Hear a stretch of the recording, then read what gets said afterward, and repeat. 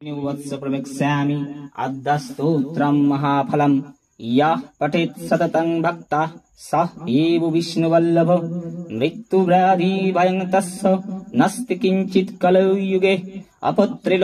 पुत्रं त्रिपक्षं श्रवणं यदि दौमासौ बन्धनमुक्ति विप्रवक्तं श्रुतं यदि मृतवत्सा जीववत्सा षण्मासं श्रवणं यदि नौकायां संकटयुद्धे पठन्नाजयो माप्नुयात्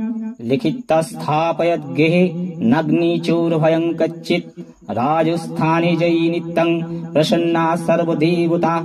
ॐ ह्रीं ब्रह्माणि ब्रह्मलोके च वैकुण्ठे सर्वमङ्गला इन्द्राणि अमरतम्बिके वरुणालये जमालये कालरूपा कुबेरे भवने शुभा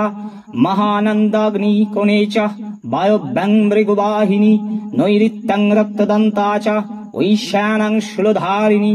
पाताले वैष्णवी रूपा सिंहले देवमोहिनी सरोस च मणिद्वीपे लङ्कायां भद्रकालिका रामेश्वरी सेतुबन्धे विमला पुरुषोत्तमे विरजाद्रिदेशे च